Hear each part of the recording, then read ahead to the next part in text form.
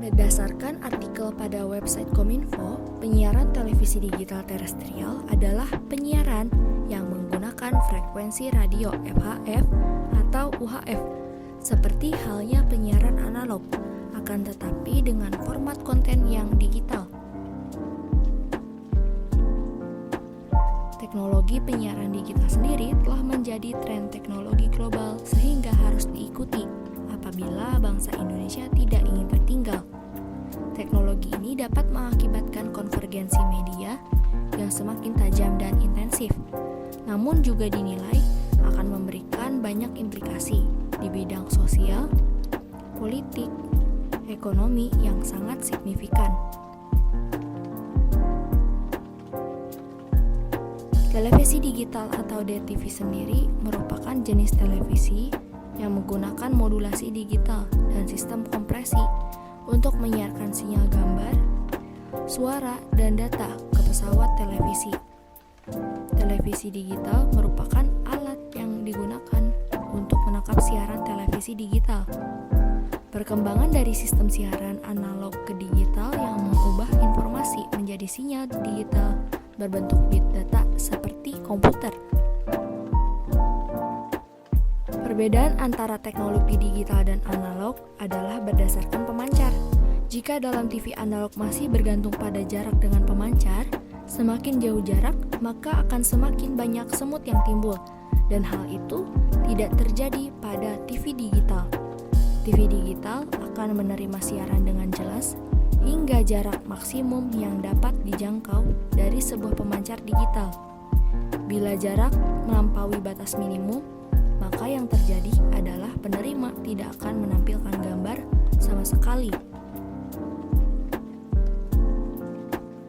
Televisi digital saat ini sudah menjadi kebutuhan masyarakat dunia untuk memperoleh informasi. Industri televisi akan secara total bermigrasi ke digital karena tuntutan perkembangan teknologi. Perubahan teknologi penyiaran pun memiliki dampak bagi penyiaran di Indonesia, antara lain dampak positif teknologi penyiaran TV digital. Pertama, perkembangan teknologi penyiaran televisi dapat meningkatkan kinerja dan meningkatkan produktivitas.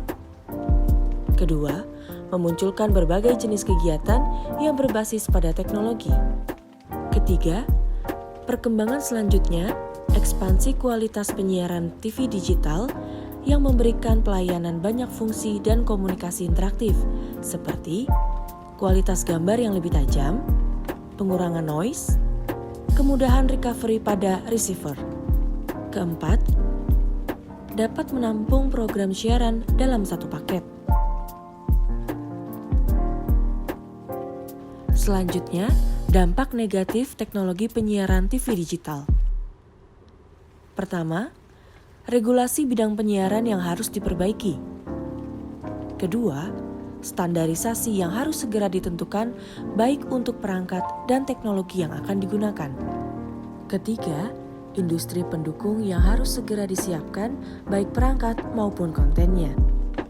Keempat, jika kanal TV digital ini diberikan secara sembarangan kepada pendatang baru, selain penyelenggara TV siaran digital terestrial harus membangun sendiri infrastruktur dari nol, maka kesempatan bagi penyelenggara TV analog existing seperti TVRI, 5 TV swasta existing, dan 5 penyelenggara TV baru untuk berubah menjadi TV digital di kemudian hari akan tertutup karena kanal frekuensi sudah habis.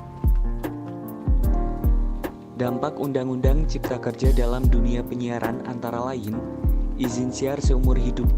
Undang-Undang Cipta Kerja Pasal 72 menghapus ketentuan Pasal 34 Undang-Undang Penyiaran tentang perizinan siaran, yang menjelaskan bahwa izin siaran dibatasi 10 tahun untuk stasiun televisi dan 5 tahun untuk stasiun radio, yang artinya perizinan akan berlangsung seumur hidup.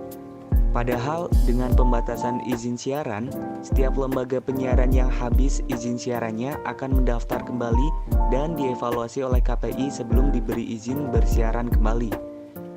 Penghapusan durasi juga akan meminimalisir suara publik yang dimana setiap lembaga penyiaran memiliki tanggung jawab terhadap publik. Lalu, Undang-Undang Cipta Kerja Pasal 72 Nomor 3 juga akan mengubah arah siaran Indonesia menjadi semakin Jakarta sentris. Hal yang diubah ada pada Pasal 33 Undang-Undang Penyiaran berupa sistem siaran jaringan. Proses perizinan dan perumusan sanksi tidak lagi melibatkan KPI. Sebagai gantinya, pemerintah menjadi satu-satunya pihak yang punya kuasa untuk merumuskan dua aspek pengaturan penyiaran. Lalu, hal-hal dalam Undang-Undang Cipta Kerja yang bertentangan dengan Undang-Undang Penyiaran saat ini. Antara lain, Undang-Undang Cipta Kerja Pasal 27 Angka 4 menghapus ketentuan Pasal 34 Undang-Undang Penyiaran terkait perizinan, yang mana perizinan diberikan seumur hidup. Lalu Undang-Undang Cipta Kerja membuat perubahan atas Pasal 33 Undang-Undang Penyiaran dan menetapkan bahwa cakupan wilayah siaran dapat meliputi seluruh Indonesia atau nasional, yang tercantum pada Undang-Undang Cipta Kerja Pasal 72 Angka 3. Setelah itu, Pasal 72 Angka 6 dan 7 pada Undang-Undang Cipta Kerja menghapus sanksi pidana untuk pemusatan kepemilikan dan kepemilikan silang. Lalu Pasal 79 Draft RUU Cipta Kerja juga mengubah sejumlah ketentuan dalam Undang-Undang Nomor 32 Tahun 2002 tentang penyiaran, antara lain pada Pasal 16, 17, 25, 33, 34, 55, 56, 57, dan 58. Undang-Undang Cipta Kerja yang dirilis tahun ini merupakan undang-undang yang sangat kontroversial, baik dari kaum pekerja bahkan sampai mengatur lika-liku dunia penyiaran Indonesia.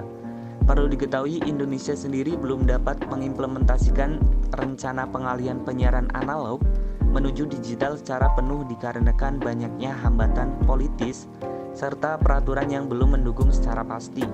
Namun, semoga berbagai macam rintangan penyiaran dapat diarungi demi mewujudkan penyiaran Indonesia yang lebih baik lagi. Amin.